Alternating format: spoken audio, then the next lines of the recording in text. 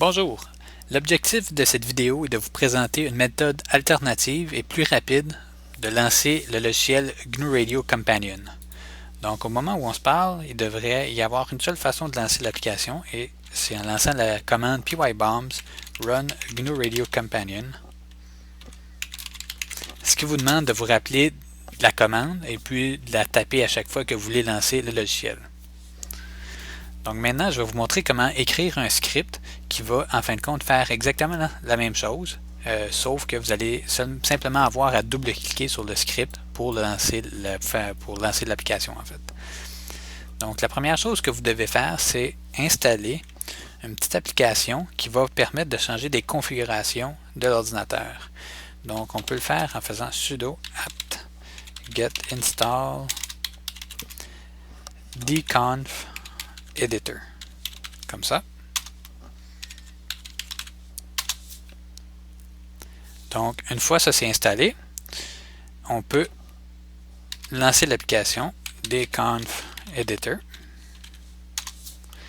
qui va nous permettre de changer des paramètres qui se trouvent dans org, puis dans GNOME. Ensuite, on va dans Nautilus et puis finalement dans Préférences. Donc ici, ce que vous devez changer, c'est Executable Text Activation. Vous devez changer à Launch. En fin de compte, ce que ça veut dire, c'est lorsque vous allez lancer le script, le script va être exécuté plutôt que d'être affiché dans un éditeur texte. Vous pourriez aussi choisir Ask. Dans ce cas-là, lorsque vous double-cliqueriez sur le script, Ubuntu vous demanderait est-ce que vous voulez le visionner ou vous voulez l'exécuter.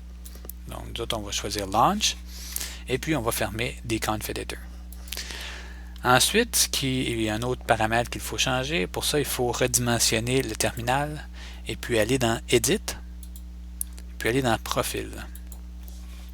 Donc ici, on a un seul profil. On peut éditer ce profil. Puis aller dans Title and Command.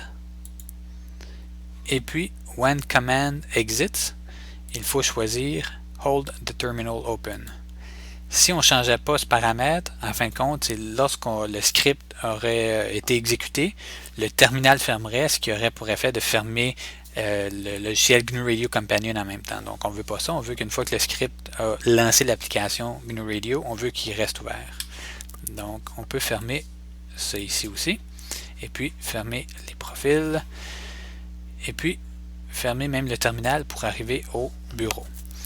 Donc maintenant, on va créer le script à proprement parler en faisant un clic droit sur le bureau, en choisissant New Document, Empty Document. On peut l'appeler par exemple GRC pour GNU Radio Companion. Ouvrir ici avec gedit pour écrire le script. Donc ici, on va écrire dièse, point d'exclamation, bin, bash sur la première ligne du script, ce qui va indiquer en fin de compte que c'est un script bash.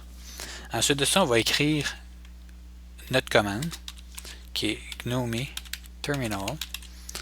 Donc en commençant avec GNOME terminal, en fin de compte, ce qu'on est en train de dire, c'est que le script, en premier lieu, ce qu'il va faire, c'est qu'il va lancer le terminal, puis dans le terminal, il va lancer la commande pybombs run GNU Radio Companion, comme ça.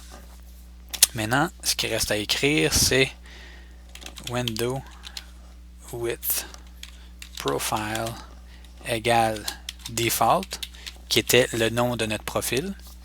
Ça, en fin de compte, ce que ça va faire, c'est que ça va lancer le terminal, ça va lancer cette commande-là dans le terminal, puis ça va garder le terminal ouvert une fois que le script va être terminé, parce qu'on a été changer les paramètres dans le profil default. Donc maintenant, on peut sauvegarder le script, comme ça, fermer gedit, puis avant de lancer le script en double-cliquant dessus, il faut faire un clic droit sur le script, aller dans les propriétés, dans les permissions, et puis sélectionner la boîte ici qui dit Allow Executing File as Program, et puis fermer le fichier. Les paramètres. Donc maintenant, lorsque je vais double-cliquer sur le script, le terminal va s'ouvrir, la commande pybombs run GNU Radio Companion va être lancée, et puis ce qui va avoir pour effet d'ouvrir le logiciel GNU Radio Companion. Voilà.